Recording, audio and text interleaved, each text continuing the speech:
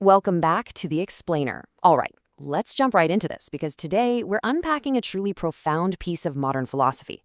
We're looking at a text that essentially forces us to hit pause, step back, and completely reevaluate the very things we typically celebrate in our society.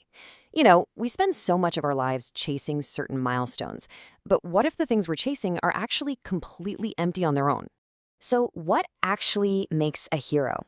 Or, framing it another way, what makes our absolute greatest skills completely useless? It's kind of a jarring thought, right?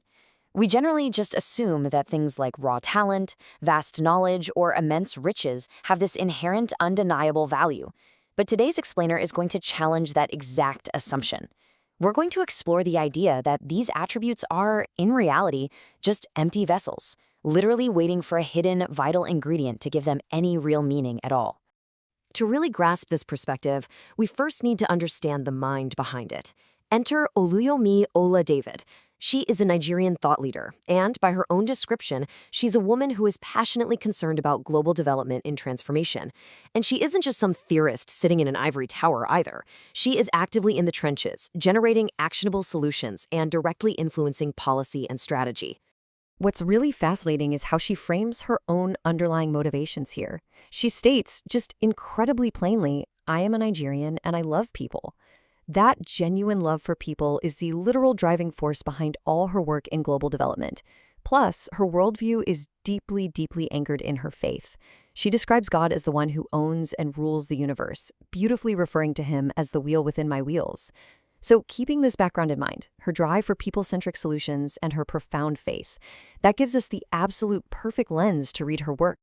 Section 1. The Philosophy of True Value.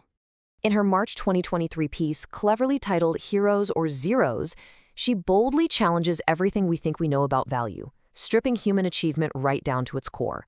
Let's look at her opening couplet. She writes, "Call skill useless without utility." You can practically feel the weight of that pause. Without. That single word is the hinge her entire philosophy swings on. She instantly strips away all the presumed prestige of raw ability. It's like you can have all the natural talent or finely honed skill in the world, but if it lacks utility, if she doesn't see it actually being used to accomplish something real, she categorizes it as completely useless. Section 2. The Intellectual Zeros. As she turns her analytical eye toward the realm of the mind, we see exactly how she evaluates our intellectual pursuits. She writes, "Call learning zero, without prudence." Here again we see that incredibly deliberate standard. In our society, we highly prize learning. We celebrate the degrees, the memorization, the pure accumulation of facts. But Ola-David? She separates mere learning from grounded wisdom. Without prudence, which is, the careful, practical judgment of what to actually do with what you know, she argues all that learning amounts to a big, fat zero. And this visually illustrates the tension she's highlighting perfectly. On one side, you have learning, the data, the facts, the raw input. On the other side, prudence, the wise, practical application of that data. Her argument is basically that the whole stack of learning on the left is mathematically void if it isn't crossed with the living, breathing prudence on the right. Your intellect absolutely must be tethered to reality. She pushes this intellectual theme even further too. Check out these lines. Call wisdom folly without true knowledge. Call mind empty without truth. She's insisting here that even something as exalted as wisdom is just foolishness if it isn't built on a rock-solid foundation of true knowledge. The mind itself, no matter how active or supposedly clever it is entirely empty without a bedrock of absolute truth. Section 3. The Material Zeros. Having deconstructed the internal world of the mind, she then shifts our focus outward to the physical world, and it's fascinating how systematically she breaks this down. Look at the incredibly strict requirements she demands for material things to possess any actual, measurable worth. A meal without nutrients? It's just junk. A drink without water? Total zero. The physical item itself is completely irrelevant to her. Its value is entirely dependent on its life-giving essence. So the real crucial point is right here when she applies this exact logic to wealth. Call riches zero, without consideration. Think back to her bio from the beginning of this explainer. She is a woman who, quote, loves people and works in global development. Through that specific lens, wealth just for the sake of wealth is a zero.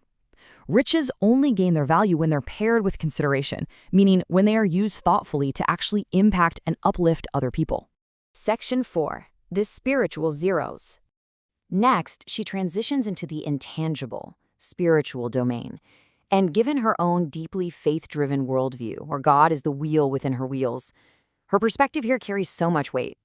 Call faith zero, without love. Honestly, this is arguably the most powerful line in the entire text.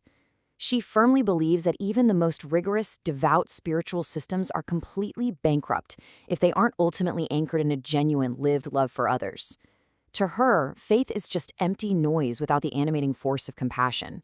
She drives this home with such a striking, visceral metaphor: call bird, reptile, without wings.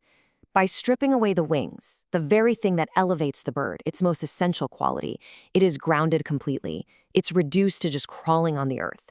This is exactly what she says happens to our skills, our intellect, and our faith when they lack their essential activating ingredients.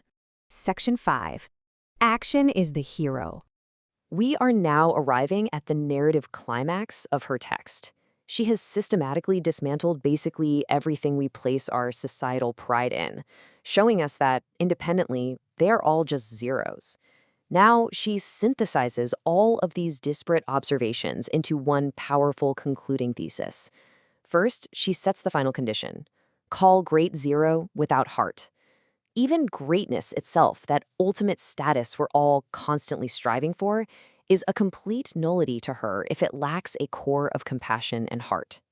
And then she kind of leaves us hanging for just a second. Think about all those zeros adding up: skill, learning, wisdom, riches, faith, greatness. All zeros. So what actually matters? Action is a hero. This is her brilliant synthesis. This is the answer to the title of the poem. Skill, riches, and faith, they are all just potential energy. They're zeros. But when they are activated by purposeful, considerate, loving action, that is when they become heroes.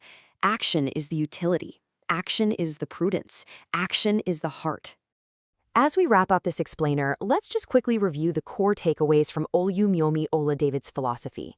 She just masterfully connects abstract thought to real-world transformation. Value isn't inherent. It demands practical application.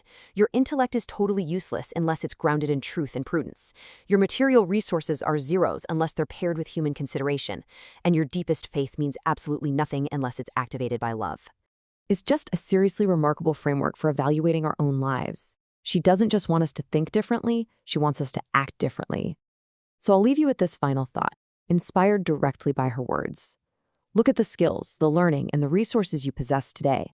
How will you turn your zeros into heroes through action? Thanks so much for joining me for this explainer, and I'll see you next time.